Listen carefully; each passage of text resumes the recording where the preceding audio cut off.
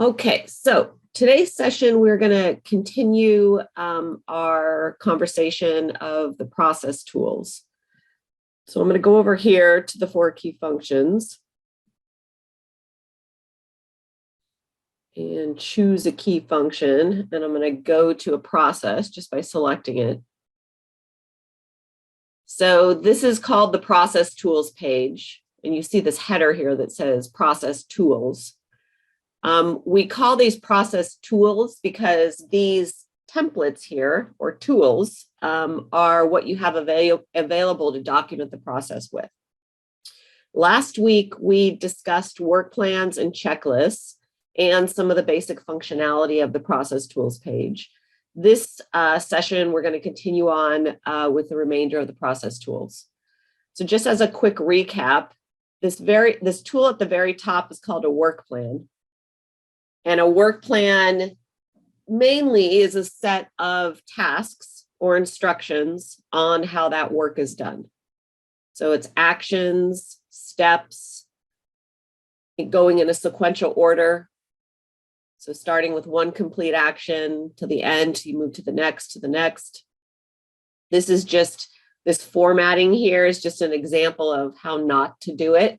If some of you are looking at that and wondering, when you have different fonts or you're highlighting words or bolding, you can see how it looks a little jumbled, first of all.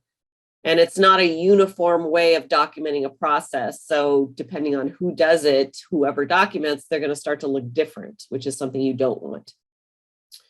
So a work plan is this overall step-by-step illustrating the main tasks of a process. A process can have multiple work plans if there are multiple workflows or multiple things that happen within that process. A work plan can also identify when the other tools in that process are used. So if I have a checklist in a process, I might say in the work plan, complete checklist daily, and this could be a hyperlink to the checklist that's in this process. If there's a form that's filled out, I can say, fill out this form and make a link to the form or the document down that's in the process. If there's a policy, I can say, use this policy to do X and then link to the policy. So not only is the work plan this overall step-by-step detailed set of instructions, it also can help guide when you use and where you use other tools that might be inside the process. Checklist, which is the next tool down. We talked about this being a quality control tool, a management tool. So a tool that's used when you need to measure something, you need to know how often it was done, when it was done, for compliance to ensure that things were done.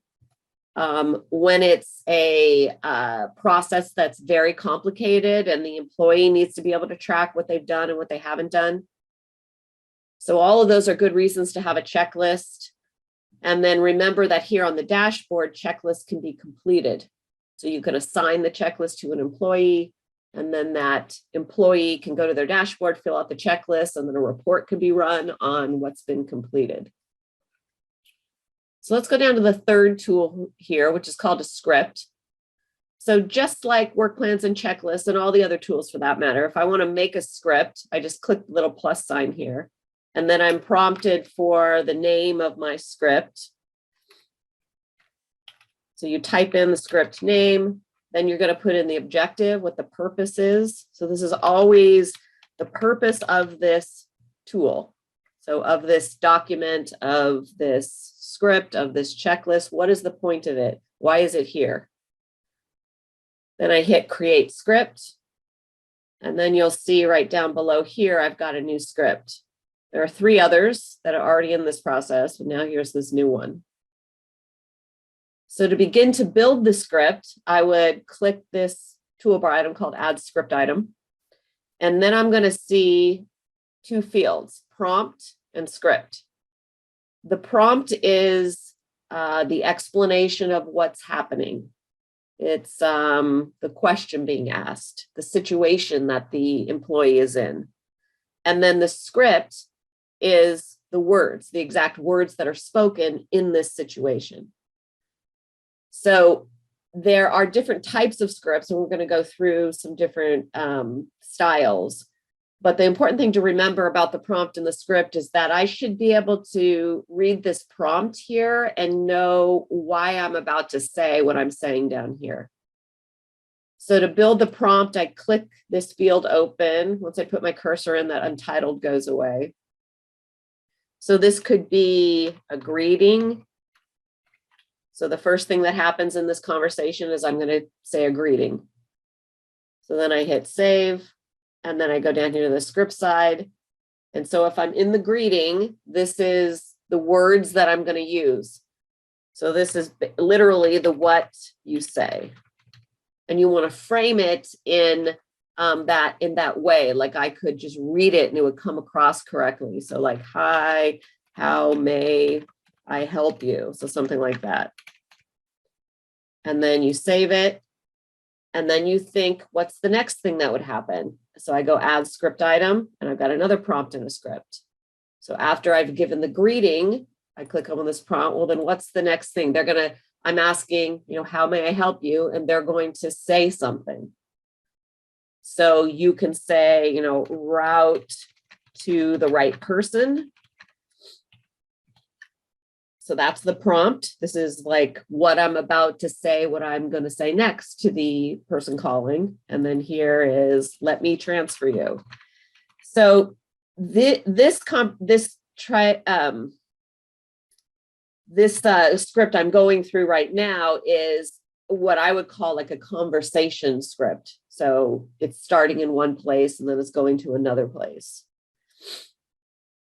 And it might go on, it might end here once I've transferred the person, or it might go on if the conversation continues. This toolbar that you see here is the same as what we went over in the work plans and the checklists. You can insert images into the script field, and you can do hyperlinks. Although I don't think that these are two things that really belong in scripts for the most part. We leave them there because when people want them, they want them. But just, I would say as a technique, I generally wouldn't see an image or a hyperlink in a script because this isn't giving me a ton of information in detail. It's just basically telling me what to say. So then I hit save. You can do if-thens in scripts. So the next script could be like if they say no, right? What do I do if they say no? I save this and then I click the untitled, and now I'm going to put in what I do if they say no. What do you say?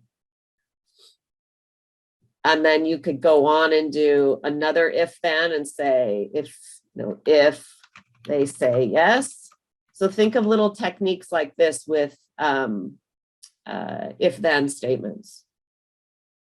If there's a variety of things that they might say, it's not just yes or no, then you could have these two options and then add another script item and then put in as much as you can determine based on people's experience of this type of conversation. So one more thing about this before we move on to more techniques, you can also reorder just by drag and drop. Anytime you're wondering, how do I move something from one place to another, or how do I reorder it? It's always drag and drop in TouchStone. You just hold your mouse click down, drag up and down. Once you've added a script item like this one, if you just click, it opens again for you to edit. So let's talk about different types of scripts and really the value of scripts. So I generally would see two main types of scripts. There would be what I call a workflow script or a conversation script. And this is an example of one. What a conversational or workflow script is it's literally a longish conversation. So it starts with a greeting and it ends with a specific result that you're trying to achieve through the conversation. So with these types of scripts, you literally want to begin where the conversation begins. And it's usually with some kind of a greeting. Sometimes you're making a phone call, the employee's making a phone call, or they're answering a phone call. So in these types of scripts, think through the pieces of the conversation. Where does it begin? What's the next thing that happens? What's the next thing that happens? In these types of scripts, if you're thinking this to yourself, yes, it's different. And no, it's not going to happen the same way every time. I think this kind of yeah, but stops people from building scripts because the common thought is, well, how am I going to document this conversation? Because it's never the same. It's always different based on the person who's calling and why they're calling. That's true to a degree, but the reality of it is these types of common conversations are generally the same. It's the employee's lack of training and experience that causes the conversations to be different. And I wholeheartedly believe that. So if the employee is trained and they know the result that they're trying to get to through the conversation, and they have the techniques and the work and the flow of the conversation down, they're going to be able to pull it back on track, and they're going to be able to get to the result at the end of the conversation. It's when they allow the caller to completely hijack the conversation that it gets out of control and it's different. So look for what's consistent about these conversations. What makes them successful? Scripts are very common in sales processes, customer service processes, service delivery. So and it doesn't have to be over the phone. It can be a face-to-face. Scripts are still useful for documenting those types of conversations. Managerial processes, scripts are great for those. We've been talking about a lot of good management techniques over the last few sessions on how to use processes to manage and how to work people through things. Well, scripting all that out and having training through a script can be a really great way to train managers on how to use good technique. So anytime there's a verbal interaction, a script is appropriate. So scripts not only can help an employee keep the conversation on track and get the result, scripts can also impart knowledge to the employee that they would have otherwise had to have experience in. So I'll say that a different way. You can put knowledge or experience into a script and then train an employee with that script, therefore giving them that knowledge where they don't need to necessarily have years and years of that experience. So when somebody gets good at something, we historically think that it's just through repetition, through experience, through trial and error, through mistakes, or through having an education of some kind and then being able to use that education to then deliver a service. Scripts can take that education in some cases and allow a brand new employee to learn that in an easier way. If you allow yourself to be open to this, you're going to start seeing the possibilities of it. So the best way to really see what your version of this might be is to take somebody who's got a great level of experience in dealing with customers. They're a great manager. They understand your products really well. They know how to sell them. And work with them to build a script and ask them. So when I get to this next where I'm asking them what is their version of the situation, what's the best thing to say? What's the best way to say that? Or if you're discover a need that a potential customer has, what's the best way to put your products, describe your products to meet that need? And then let them talk and then write it out or record what they're saying and then put that information into the script. So first type of script is an informational script, a workflow script where you're going from a beginning to an end. At the end, and the end is important, there's a result at the end that we're trying to achieve. So when you're documenting these workflow scripts, think at the beginning and the end. And why that's important is at the end, there's this result. In this type of script, this customer complaint script, I would suggest that the end of this, the result is that the customer is happy. So what needs to happen from the beginning to the end in order to get the customer to a place where they're happy? Big question. but doable inside of, a good script. The next type of script that I generally would see is an FAQ script, so frequently asked questions, or it's also called a response script, or a knowledge script is another term for it. So this is a script that doesn't go in any particular order, like the questions, it doesn't matter the flow of the questions. These questions could come up at any point in time.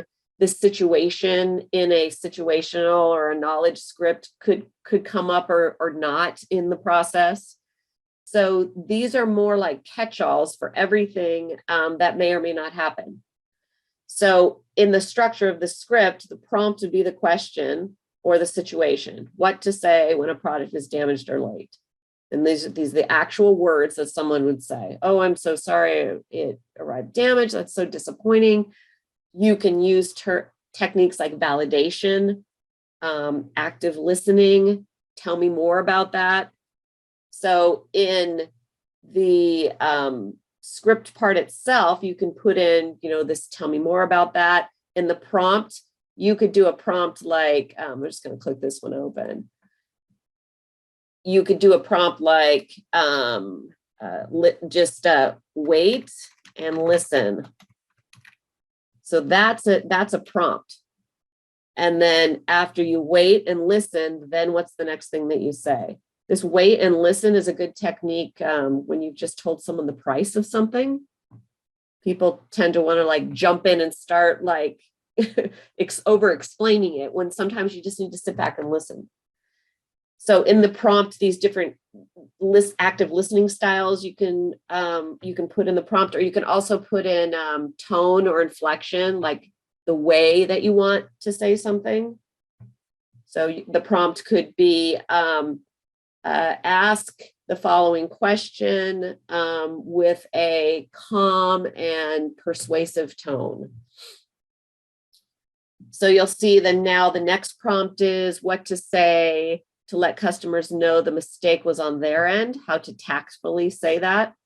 So you can see like this prompt up here isn't really related to this one. I mean, it's part of the same conversation, but the order doesn't matter. What to say when we are at fault, and then here's the script.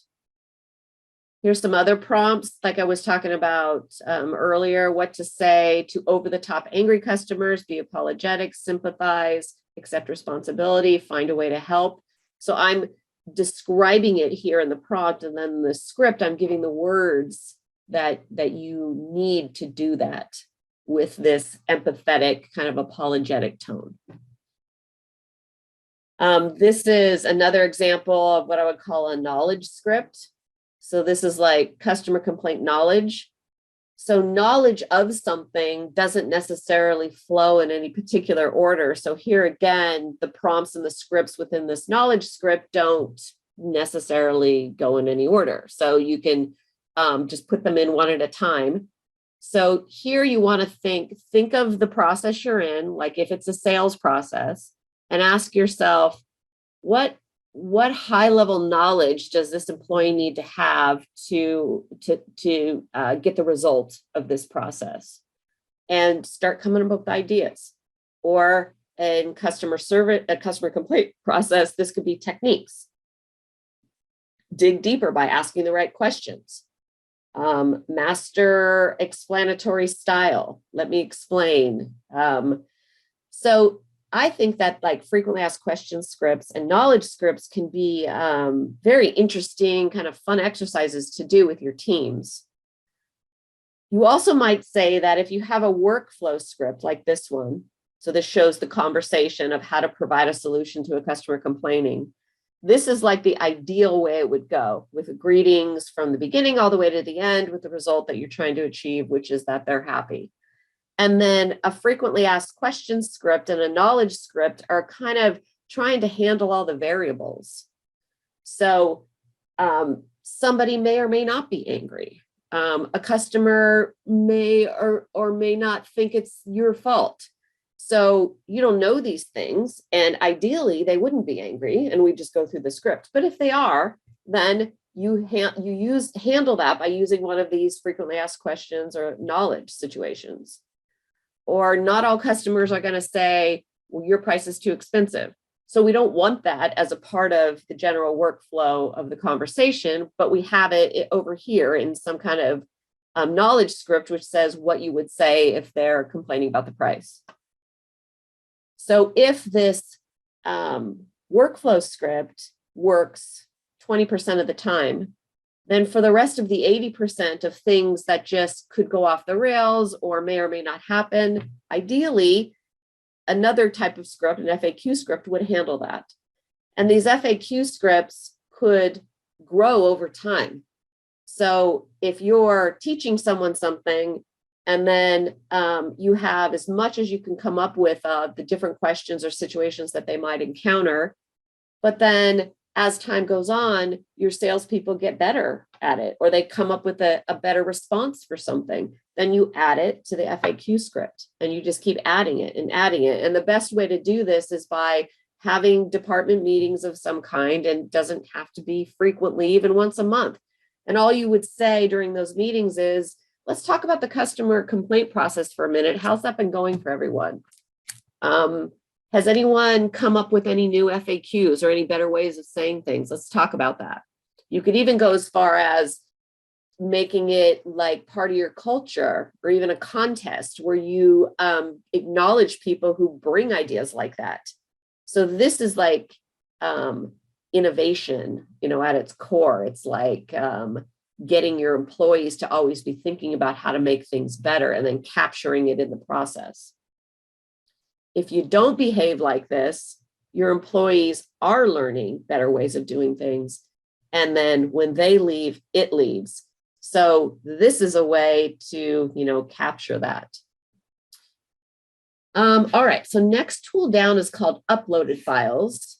And there's an example of an uploaded file here. If you see an uploaded file, like from a library process or one that you've uploaded, if you just click it, and hit view file, then you'll be able to view the file. So just like the other tools, if I want to see this checklist, I click it. So uploaded files is the same thing. Just click the title and then you'll see the view file button. So the uploaded files tool gives you the ability to upload documents, Word, Excel, PowerPoint, or PDF.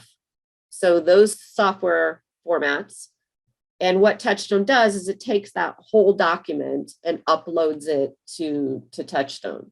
So if you have any information that is in those software formats and you need it in the process, then this is the way that you do that. So I just hit the little plus sign. I'm going to give the file a name. I think it's good to name it the same name as it has already been saved. So if you have a Word document, you just save it as something, name the file that same thing, just for consistency's sake. Put in how this file is used here in the objective. You hit create uploaded file. So it's going to show me the name right here that I just added. And then I'm going to see this field, drag and drop file here. So I would go and take my Word, Excel, PowerPoint, PDF, and I'm just dragging it over, letting go, and then it's automatically uploaded. So I don't have to save or do anything else. It's automatically uploaded. If I want to view the file, I just hit here, view file, and I see the file. So if I was to view a file, and I don't know what this one is, but we'll view it. TouchStone's going to download it, and you see it's going in my downloads. If you have a Mac, then I think it's different because it shows you the downloads kind of in a download section. But now it's downloaded, and if I clicked on this, my computer would launch Excel and open up the file. If it's a Word document, your computer will launch Word and open up the file. Once that file's opened, if I make changes to it, like I edit the spreadsheet or I edit the Word document, those edits aren't happening in TouchStone. They're actually happening in that software program on your computer. So if you do make edits to an uploaded file, you want to save that file and then go back and drag it in again, the saved file. So make your edit, save it, and then just drag it back. And now TouchStone will replace the old one with the new one. So that's the only thing to remember about uploaded files. I think that's obvious to most people. If you're in Word making changes, that's not happening in TouchStone. That's the thing to remember. So save it and re-upload it. To download a file, it's just view file right here. So reasons to use the uploaded file tool.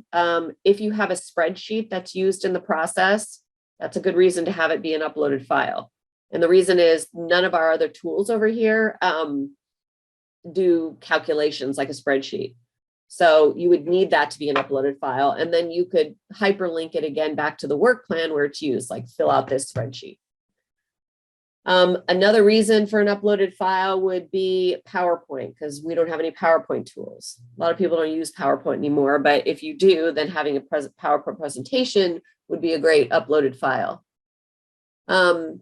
If you have a manual of some kind, like a PDF manual that's like 500 pages long, like on how to use equipment or from a manufacturer of some kind, having all those resources in the process itself where they're used can be really valuable, because your employees will learn over time to come to TouchStone to find the most current version of things, of contracts, of manuals, of whatever it is. So ideally, if I want anything I need to handle a customer complaint, is going to be here in this process. If you have a Word document, that can be an uploaded file, but I think it's preferable to make it a document, which we're going to talk about next. And the reason it's preferable to make it a document, to cut and paste it into the document tool, is because of this whole view the file thing. So it's an extra step. I have to hit view file. It's going to launch Word and show me the document. If it's show me the Word document. If it's a document, all I do is click and then whoop, there it is. So it's just less steps. So if you can take that document, cut and paste it, the Word document, cut and paste it into this document tool, then that's preferable to having it be an uploaded file. So let's go down to the document tool next. So to make a document, I just click the little plus sign like all the other tools. We call this the document tool because it's like a blank Word document. So I hit create document, and then here it is. And if I click, then it's going to open it. So this is like a blank Word document. This toolbar is very similar to what you would see in Word. It obviously has less functionality than Word does. It does have this table building that you can do. So you can insert a table, and you can even drag the columns and rows like that, and then click, and it pops it into the document tool.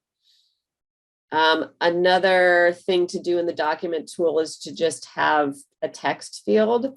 So here I can just click and make a list of something. So this is just taking text. So you can do numbered or bullet points.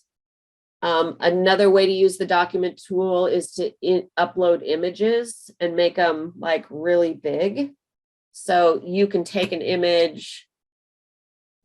I'm just going to choose this one. I think this is my son's basketball game announcement. So I just plop that image right into here, and then you can drag it and make it bigger or smaller. So I'm just grabbing like the edges of it like this and pulling it down. Sometimes if it's a huge image and you plop it into the field, it might even go off the screen here. When you save it, it's going to come back to the screen view. But if that happens, all you need to do is like find the edge of it, like right here, and then pull it in or out like this or out. So if you want a document to be like big, like 8.5 by, sorry, a picture to be big, like 8.5 by 11, then this is a good place to put it. And then you can hyperlink it to the work plan. Like we saw last week, you can always put an image into the work plan task. But again, if you want it to be big, then you can put it in here. Some people like flowcharts. And it's just a personal style. Some people like flowcharts. So if you do like flowcharts, you could take a screenshot of your flowchart and then paste it here into the document tool. So that's a way to get like a flowchart into TouchStone. Create a flowchart in Visio or whatever you have, take a big screenshot of it, and then save it as, you know, a JPEG, and then paste it or drag it into this field. This is a good question that I'm going to ask because it's super timely. Someone's asking why we don't have flowcharting, or why I don't like flowcharts. Again, I think it's a personal style, but the reason that I shy away from flowcharts is, to me, they're good for design purposes. So you can show a flow of something, and you can use the boxes and the diamonds and the arrows and show like how something flows together. Where it falls apart is when you're trying to train someone with that. So in a work plan like this one, I've got detailed step-by-step, and I can say, do this next, do that next. If this, do that. If not, if that, do this. All in this written out task format. So this is what you need to train someone with.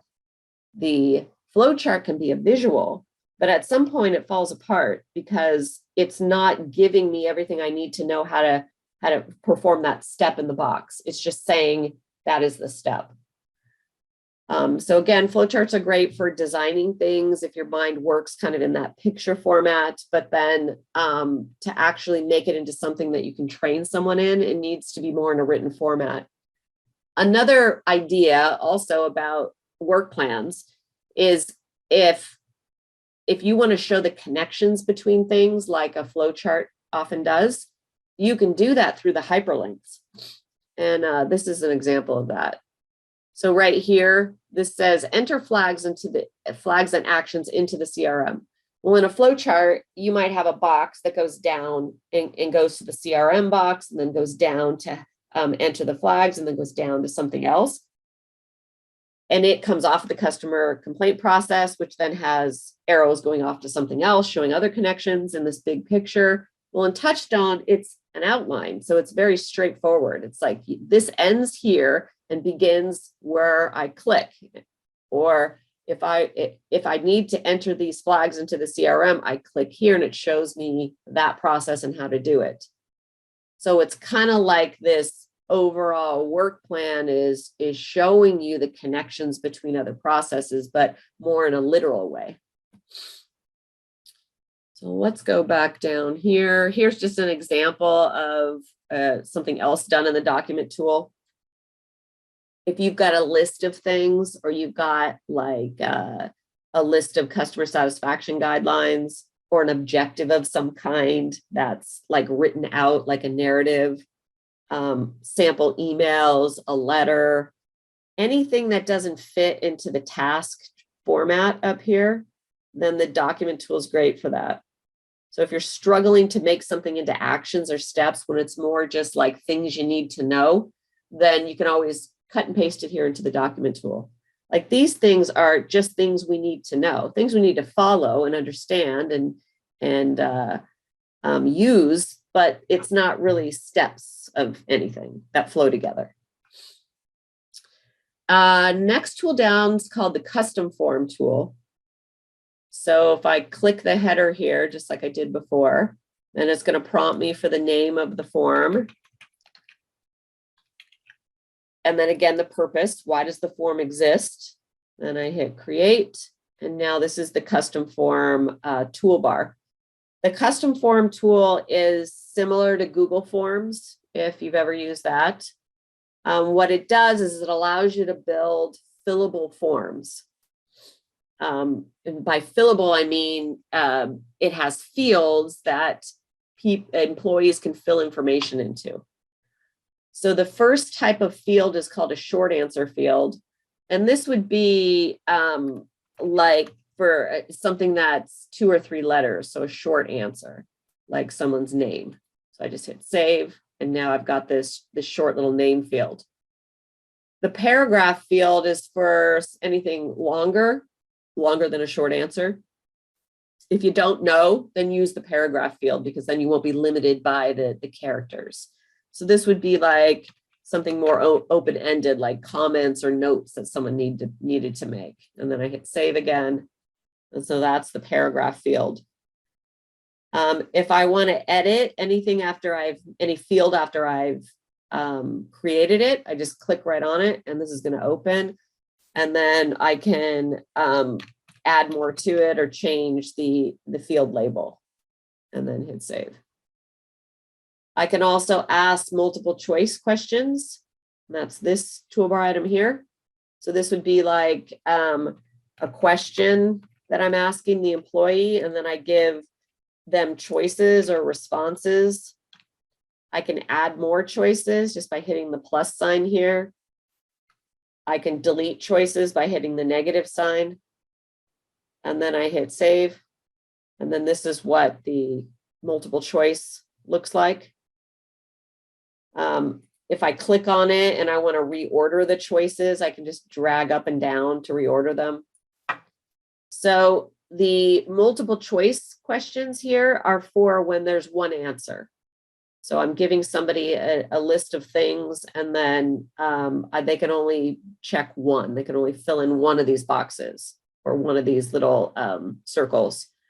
If there are multiple answers or it's a list of things that I need someone to verify, then you'd use the checklist boxes, which is the next toolbar item here. So hit checklist, and then the field name, you would put in like look for this or collect these things. And then you give choices. I'm just going to do an ABC so you can see it. You can add or delete just like before over here. And then I hit save. So here I could tick off all three of these when I was filling this out. You could even do things like listing off a question or a multiple choice question, or asking a question here where someone has to fill in an answer. And then you could add a paragraph and say like if, no, why, and then save that. So this field refers to this up here. Like if I'm asking them a question and it's yes, no, then I can go if, no, why, or I could fill in another paragraph for comments. And then there's the drop down. Lastly, this is good for yes, no questions. So here I would just put yes or no, and then it appears, and then I'm going to just delete this one and hit save. So this is a drop down, and then it just appears when I hit the drop down. It just saves space in a form tool. So if you have a lot of different options in a list and they're meant to just choose one, then the drop down can be good because it condenses it all. It just looks like one field instead of it being maybe 5 choices that show up like this is. These can all be reordered just by drag and drop. So I can move these up and down and around. So that's the custom form tool. Use the custom form tool when you need to collect information about what happened when somebody was doing the process. So down here are a few examples. So this is a customer complaint form. And this is great because I need to document what happened while I was trying to resolve this person's customer complaint. So this is collecting information about what happened. These types of forms are great for management processes. Some industries and some of you may have production software already, which handles or a CRM that handles customer complaints and has forms and stuff like that. But I would say most of you probably don't have that on the management side. So on the management side, you can do like one-on-one meeting forms, performance review, when there's an issue with an employee and you're having to do like a verbal or written warning, when you're doing coaching and training. So the manager could create a form and fill out the information and save it, and then always have that to refer back to, or their manager could go and look at it and see that what happened during that conversation or during that interaction. So think about using this tool. What I like about it is it's simple. We keep it simple on purpose. It doesn't do, cross connection kind of fancy things, which makes it simple to use.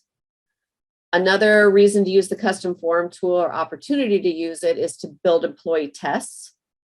So this is an example of a customer complaint, new employee test. So what I'm doing with this is once the person has learned, the employee has learned the process, then they could take a test. And in the test, they would have to demonstrate their knowledge of the process. So obviously, they're going to do this on the dashboard, and I'm going to show you examples of that before we end today. But here on the dashboard is where someone would go to access a custom form like this one and use it. So once they had practiced and learned the process, they could then go to the dashboard and take the test. Obviously, they could go and look at the work plan and answer the questions. So because of that, it's good to ask open-ended questions like, what are things not to do? Or what is the result of this part of the script or the conversation? What are the steps that you need to go over? So open-ended questions where they have to write out a written response is good. Any kind of a test is good where someone has to demonstrate their knowledge. Even if you think it's an easy test for them to pass, it still creates that kind of like training end spot where I'm stopping and saying, you've learned this fully, now let's test your knowledge. You'll see lots of examples of uses of the custom form tool in the library processes. So if you want to see more of these, then look inside the library processes. Next tool down here is called a policy note. And this is just an example of a policy. To make a policy, I'm not going to do one, but you just hit this little plus sign, just like the other tools. You put in the name of your policy, hit create, and then you're going to see this template. This has got a standard kind of from and to, and then date and effective date. And then right here is where you type out the policy itself. You can put in new or revised. It's always good to make the effective date maybe 5 days a week after the creation date, so you give people time to review it. You can even require or ask your employees to go to the dashboard in TouchStone, go to the new policy and make a note to you that they've read it. I think that's a great exercise to do because you're forcing them to read it and then acknowledge that they've read it. That may not go down in a court of law, but certainly in a management situation where I'm trying to talk to someone about something they're not doing, if I have evidence that they actually read the policy, studied it, and told me they did, well, then the conversation's not about whether they got it or not. They got it. Now it's about how can we follow this, as opposed to, well, it got lost and I didn't see it and I wasn't there that day. Another tip about policies is try to keep them clear and concise, like easy to understand. We have policies in the process itself. So sometimes I see new users to TouchStone who have manuals like hundreds of pages long with all these policies in them. And oftentimes this comes from industries that are heavy in regulation and compliance, which is understandable why there would be so many policies. But sometimes people are creating policy manuals like that just as a way of trying to control what people are doing. So the issue with policy manuals like that is the policies get lost in amongst themselves. Like there's so many of them. Who's going to be able to read all of that and remember every little thing to do? Nobody is. So it's better to create context for the policy by having it in the process that it's related to. So that's why the policies are here, right here in this process. So every rule, compliance, legal, safety thing related to customer complaints is going to be in this process. So when I'm learning it and studying it, I see the relevance of the policy and it makes more sense. Policies are a great way to make changes. Like if you have an issue with the way that your employees are treating your customers, or there was a manager or an employee who had very negative attitudes and cynical nature or anything like that that's kind of permeated into the employee environment, into your culture, which happens all the time, and you're trying to remove that or make changes to that, policies can be great for that. It's a way of kind of putting your foot down, drawing a line in the sand and saying, this will no longer be tolerated. This is what we believe in and what we're going to do here forward. And once your employees read that and understand why it's important, see the context in it, then they're more likely to follow it. And then it becomes, a way to make changes. Down below policies, the next tool down is called the video tool, which is one of my favorites. The video tool is generally used for training purposes. So if the process is visual in nature, like it has, and this doesn't have a beginning screen on it, that's why it's black. If the process is visual, audible, I can see it, whether it means I can visually see it outside doing something, or I can see the process even in a computer environment, then definitely shoot a video of it. Easy. So take your phone out and record someone doing something. It doesn't have to be some big Hollywood production. In fact, I think that's terrible when people go to that effort, because first of all, it makes it way harder than it needs to be. And you're less likely to change it because it took so much time to create it. So make these very user-friendly, very easy to do, literally popping your phone out, recording someone doing something, make messages to the company for your new onboarding. Get creative with how you use videos and just record yourself with your phone, download it and upload it to TouchStone. Then you can also do screen capture videos. I use a tool called Loom, which I'll show you real quick. This is Loom. Loom, and there I am. You can have yourself recorded like this is, or you can X yourself out like I'm going to do. So this is Loom. You can record multiple screens, one screen. Once you hit start recording, it's going to ask you which screen you want to use. So I'm going to choose screen 1 and hit share. Now Loom is about to start the recording. There it goes. So now it's recording me, and you can see it down in this corner. So I could go here, I could say, open this, go to the CRM, go to Facebook, open up the ads. So you're talking as you're clicking through the screen movements. Open up the CRM, click on this page, go here. So you're talking, you're demonstrating, and then when you're finished, you hit the little finish check. Then it will take Loom, a matter of minutes to get the video or to copy the video into the clipboard. And then you can download it just by clicking this button here, hit download. Now it's downloaded to my computer. I'm just going to go back to TouchStone here. Then I go to the video tool. I'm just going to hit the plus sign here. Then I'm going to put in the name of the video. I hit create video. Then I'm going to see the same little drag and drop here area. And then I take that video and I'm just dragging it right here and let go. So all I did in Loom was I just downloaded the video. You saw me just click that button. It downloaded it to my downloads, which on my PC, it's right here at the bottom of the screen. And then you can see, here's that video, that 22-second video. And if I hit play, it would start playing whatever screen capture motions I did. So this is pretty cool, right? It is a demonstration of the process itself.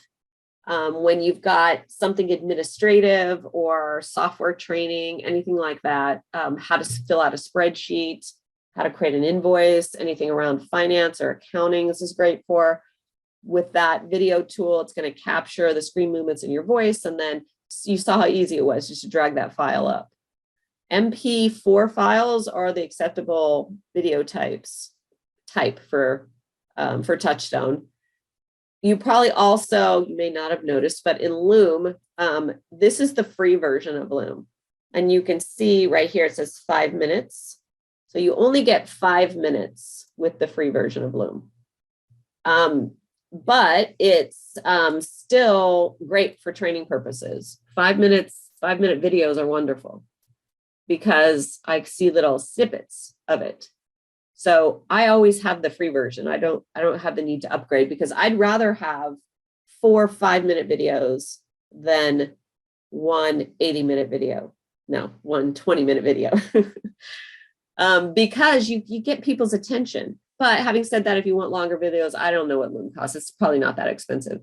You can have their next up level version and then do longer videos. Hour-long training videos are tough because the person's got to sit through and watch all of that, and then they're unlikely to remember things in the very beginning. Which brings me to my next point, which is that videos don't replace work plans. Videos don't replace the need for other documentation. They don't replace the need for checklists or scripts or forms, but particularly work plans. And that's because in a video, if there are 10 steps or tasks that are being shown, if I forget step 2, well, I've got to go down here and then I got to backtrack it to try to find where that was. And then it's somebody speaking it to me. And so then I'm making notes, typically trying to remember.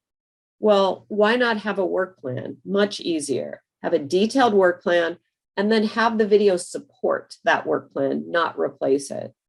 In fact, once you build a work plan, it becomes like the script for the video because you're literally following the tasks as you do them, demonstrating them visually.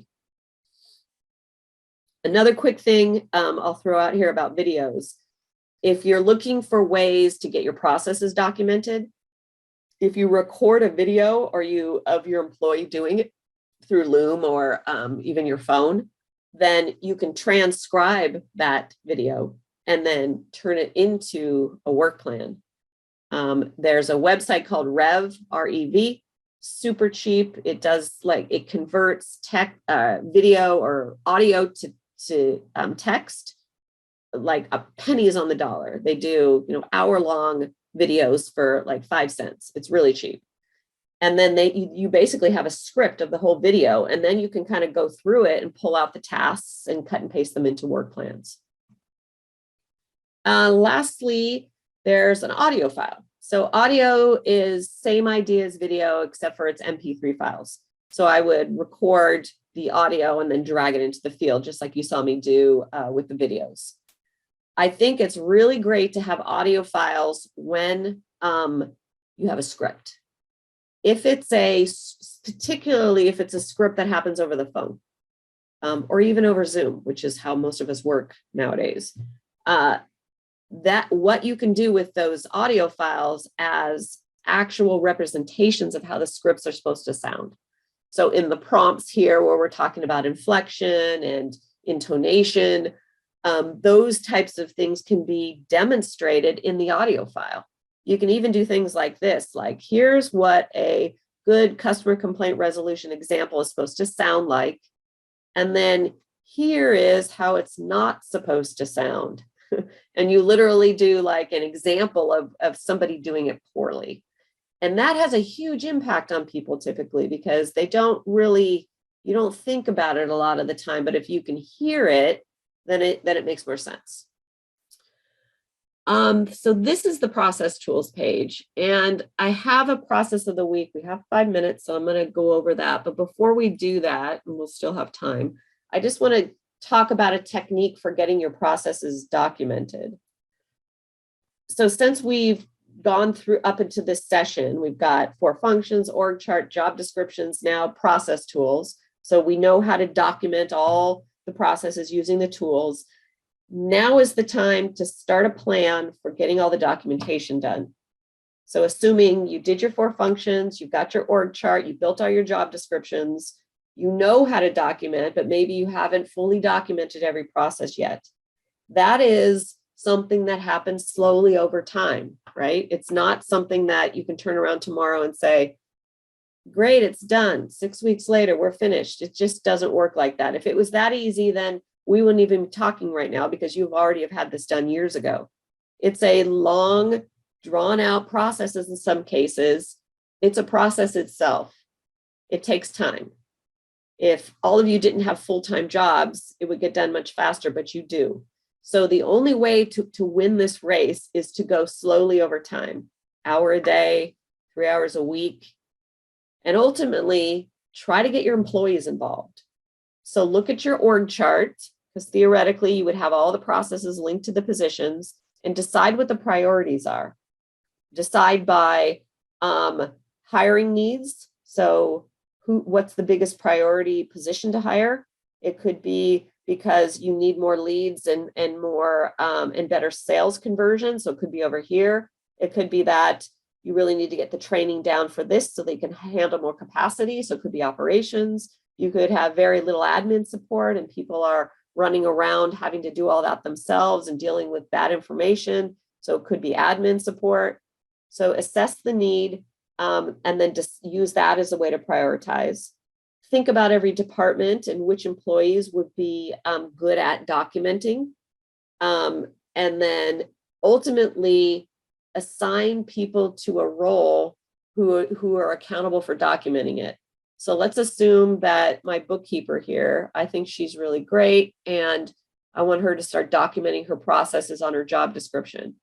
I would reasonably tell her, do one a month. I would assess her workload, not expect her to be able to do one a week and do it at that pace, given she already has a full-time job. Have reasonable expectations. So let's say she's going to do one a month. I would take the process and put the one I want her to work on first here at the top. I'd select that process and I'd go here to the title and I'd put her name or her initials, and then I give it a due date. So let's say she has a month. So I'm giving her 1 month from today and I save it. So now when Mary goes into TouchStone and looks at her job description, she's going to see the process she's supposed to be working on right here at the top with a reasonable date of completion. This allows me as her manager to know that I've assigned this to her and what the date is that I want her to complete it by. It also reminds her when it's due. The reason her name is here is because maybe this accounts receivable process is linked to numerous positions, and I want everybody who has access to it to know that Mary's the one who's working on it. So this date rolls around. I, as our manager, reviews it, talks about it, extends it if it needs more work. If I'm happy with it, I then go and delete this. I mark it as complete. Mark it as complete, and then I go back to her job description and I pull up the next process for her to work on, pull that to the top, and we keep going on from there. So every box on the chart would have a plan to get documented, and the plan is reasonable, and you can use these dates as a way of keeping employees on track. In the last few minutes here, there's a great process that I think is very timely called task delegation. Task delegation and work management. This process is in the 4 key functions in the guiding the business function. It's in the guiding the business function, task delegation and work management. Oftentimes, managers and leaders of any business are overwhelmed with their accountabilities. And we get overwhelmed with accountabilities because sometimes it's caused by the inability to delegate. And this inability to delegate comes from a lot of different personal issues that people have. Some of them could be unwillingness to trust other people, lack of confidence that someone's going to be able to do it the way that you do it, the skills to delegate, the resources to delegate. There's a variety of issues around delegation. You can read about delegation guidelines right here in the work plans, or in this work plan. There's a second work plan called Missed Accountability, and it's how to deal with an employee who you've delegated something to and they blow it. There's a script here on how to give feedback. But the heart of this is right down here. It's called the delegation exercise. So this is very simple. It's good for every employee, whether you're strapped with no resources or whatever your situation is. It's good for you to do something like this where you're really analyzing what it is that you can delegate and what it is that you can't. So this is really simple, you can see. So I would just list out the work that you could delegate right now, and then work you could never delegate. What this allows you to do is get perspective on what it is that you're doing. Oftentimes, the work you can delegate right now, if you document a process for how it's done, then it's much easier to delegate. So this is kind of forcing you to look at the scope of everything that you do, decide what could be delegated if you had a process documented for it, and then what you could never delegate. If you have any employees, including yourself, that are always overwhelmed, never have enough time, constantly working, complaining about how overwhelmed you are, this is there's no way to rationalize that with people sometimes, but this is a way to rationalize it. There's a custom form version of this too, the delegation exercise, the same thing. Work you can never delegate. Work you can delegate after you write a system for how to do it. Work you can delegate right now. This is actually a better format than the one I just showed you. So work you can never delegate. Work you can delegate after you write a system for how to do it. And then work you can delegate right now. Work you can delegate right now are things that you just don't need to be doing, that are simple enough that you can pass them on. Work that you can delegate after you write a process or a system for it is a high priority process to document. And then work you can never delegate. So think about your version of this. Use this with your managers or employees who are stressed out and are always complaining that they don't have time. It's an uncomfortable exercise sometimes for people. So if you have an employee like that, if they want to get out of just complaining about it, which some people just need to complain all the time, you could put your foot down and say, okay, I understand the complaining, but now let's really look at it.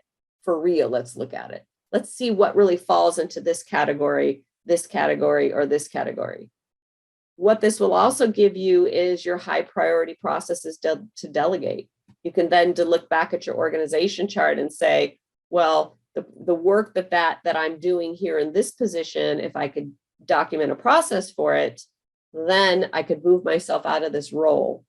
So you can see it through the org chart, or you could simply see it just by filling out a form like this. Michael Gerber used to say that advocating accountability is much different than delegating. To truly delegate, you need to have accurate, good training, written processes. That way you can truly delegate something. You advocate it, it just means you're pushing it off on someone and expecting them to know how to do it, and then oftentimes getting mad when they don't. So think about this process and going through a simple exercise like this and deciding or seeing what kind of impact it'll have. Next week, we are going to talk about account administration.